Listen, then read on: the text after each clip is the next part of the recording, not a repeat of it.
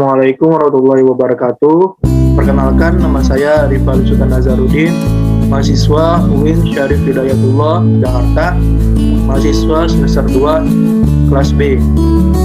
Di sini saya akan menjelaskan bagaimana tata tertib dan peraturan umum di laboratorium.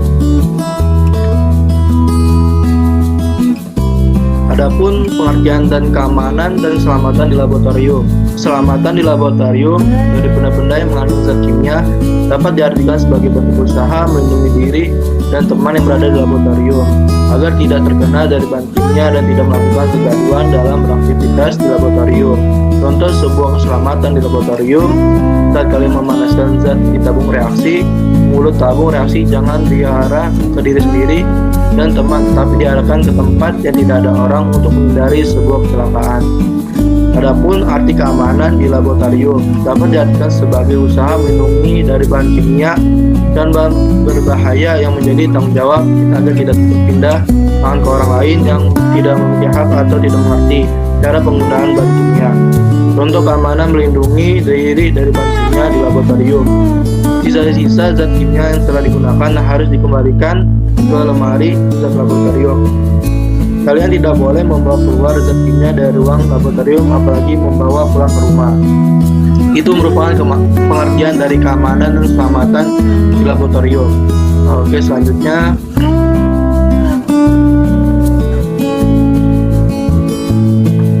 peraturan umum yang ada di laboratorium. Jadi teman-teman kalau mau masuk laboratorium itu gak sembarangan. Ada beberapa peraturan tertentu yang saya ringkas ya, yang ini merupakan inti dari semuanya yang saya ringkas ini dalam memasuki laboratorium. Keselamatan dan keamanan kerja di laboratorium berkaitan dengan segala sesuatu yang ada di laboratorium, seperti tata tertib laboratorium dalam fungsinya, serta keamanan dan keselamatan bekerja di laboratorium. Berikut adalah peraturan-peraturan yang telah ditentukan dalam memasuki area laboratorium. Yang pertama, A. Tidak boleh masuk ke dalam laboratorium tanpa didampingi oleh guru. Jadi kawan-kawan di sini kalau memasuki laboratorium itu harus didampingi oleh guru atau profesor atau dosen yang lebih mengerti tentang laboratorium. Karena laboratorium tersebut banyak sekali bahan-bahan zat kimia. Kalau kita tidak mengerti dengan takarannya atau cara penggunaannya, ini sangat berbahaya untuk kita semua, karena bahan kimia ini sangat berbahaya untuk diri kita sendiri, bisa melukai diri atau melukai orang lain. Yang kedua, jagalah kebersihan meja dan ruang laboratorium. Yang C, jangan sampai menumpahkan zat kimia ke atas meja. Yang D, tidak diperkenankan mencicipi bahan kimia. Kenapa tidak boleh mencicipi bahan kimia? Karena bahan kimia ini ya banyak mengandung zat-zat bahaya dan bertentangan dalam tubuh kita sendiri. Takutnya bisa merusak sel-sel yang ada dalam tubuh kita apabila kita sembarangan atau mencicipi bahan kimia yang terlarang.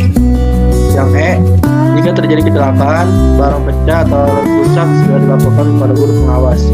Jadi apabila ada suatu kecelakaan atau barang pecah yang di laboratorium ini, segera lapor ke guru pengawas, karena kalau terjadi kecelakaan atau diambil saja, takutnya kecelakaan itu menjadi kecelakaan yang lebih besar dan bisa menyebabkan akibatnya lebih buruk daripada kita membiarkannya begitu saja.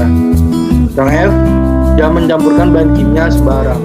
Alat dan bahan kimia digunakan sesuai dengan petunjuk. Yang G, setelah digunakan alat harus dibersihkan dan dikembalikan ke tempat semula. Yang H, memasuki area laboratorium harus memakai jas laboratorium, sarung tangan, dan kacamata pelindung. Nah, yang bagian H ini sangat penting sekali kawan-kawan, karena untuk memasuki laboratorium ini ada ketentuan, yaitu memakai jas laboratorium, sarung tangan, dan kacamata pelindung. Karena di sana kita akan melakukan sebuah penelitian dengan bahan-bahan kimia, jadi itu kita harus safety, harus aman lah untuk melindungi diri kita sendiri dari bahan-bahan kimia yang terlarang. Takutnya ada bahan kimia yang mengenai tubuh kita dan sehingga menimbulkan luka di tubuh kita ini. Jadi kawan-kawan harus berhati-hati dan selalu menjaga kebersihan, keamanan diri sendiri agar dapat terhindarnya suatu kecelakaan yang dari bahan kimia.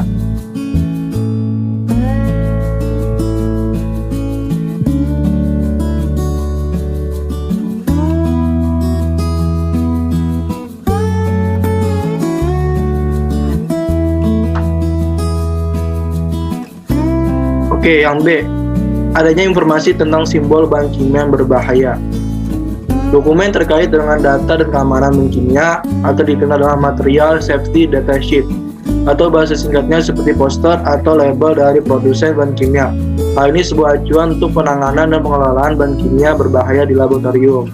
Beberapa simbol bahan kimia yang berbahaya. Jadi kalau masuk laboratorium ini mungkin ada simbol-simbol tertentu atau poster ya untuk masuk laboratorium ini. Jadi teman-teman harus memperhatikan juga nih simbol-simbol tersebut.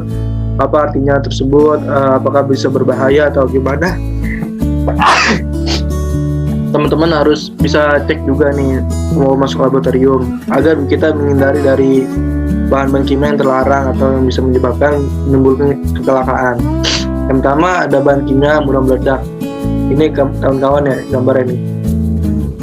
Adapun pengertiannya keamanan, peringatan untuk berhati-hati dalam penggunaan bahan kimia yang dapat menimbulkan keledakan. Contoh yang bahan kimia yang menimbulkan bahan mudah meledak yaitu ada etanol, aseton, asam asetat, dan amonium nitrat. Nah, adapun cara pengindarannya, hindari benturan, gesekan, pencatan api, panas, dan bahan oksidator. Ini merupakan cara penghindaran untuk kita menghindari dari bahan-bahan kimia yang mudah meledak. Yang kedua ada bahan kimia beracun. Peringatan untuk berhati-hati terhadap zat kimia yang mengandung beracun. Jika bahan tersebut kehisap atau tertelan dapat menyebabkan kematian. Adapun contoh-contoh bahan kimia yang mengandung zat beracun. Contohnya ada asam sianida, karbon monoksida, dan uap timbal. Cara penghindaran kita untuk bahan kimia beracun, hindari kontak atau ke dalam tubuh, baik melalui mulut atau terhisap, kulit, dan pernapasan. Yang ketiga, ada bahan kimia mudah terbakar. Peringatan untuk berhati-hati dalam menggunakan bahan kimia yang mudah terbakar. Adapun contoh bahan kimia yang mudah terbakar ada logam, belerang, alkohol, dan hidrogen. Cara penghindarannya itu dengan hindari campuran dengan udara dan sumber api. Mungkin banyak sekali poster-poster yang bentuk larangan-larangan untuk yang kita dapat hindari dalam laboratorium. Mungkin saya cuma ngasih tiga contoh. Untuk lebih intinya bisa cek di Google atau lainnya ya kawan-kawan.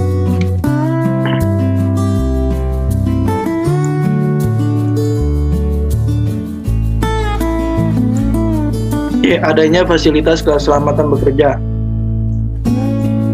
Selain meja bekerja dan lemari penyimpanan bahan zat kimia, fasilitas yang harus disediakan dalam laboratorium antara lain sebagai berikut. Yang ke satu, ada safety shower sebagai pengalihan air pada kondisi tertentu. Kedua, bak cuci digunakan sebagai sarana pencucian alat-alat yang sudah dipakai. Yang ketiga, lemari asam sebagai tempat bekerja saat pencampuran bahan kimia berbahaya dan mudah menguap. Adanya sirkulasi udara yang bagus dalam ruangan sangat dibutuhkan untuk orang-orang yang bekerja di laboratorium. Washer, alat untuk menyemprotkan air pada mata ketika mata terkena bahan kimia. Air yang digunakan harus berstandar bersih. Yang kelima, alarm sebagai penanda terjadinya bahaya. 6. Petunjuk arah keluar laboratorium merupakan tanda yang memberikan informasi kepada pekerja di laboratorium dan menuju keluar dari ruangan dengan aman dan selamat ketika terjadinya bahaya di laboratorium. Nah, yang ketujuh ini kawan-kawan yang sangat penting dan harus ada di laboratorium, yaitu kotak P3K. Kotak yang berisikan obat-obatan standar seperti obat luka bakar, perban, kapas, antiseptik, dan kasa. Ini merupakan suatu penting banget nih kotak P3K apabila terjadi suatu kecelakaan dalam laboratorium. Ini harus ada di semua laboratorium agar kita apabila terjadi kecelakaan langsung dapat ditangani cepatnya.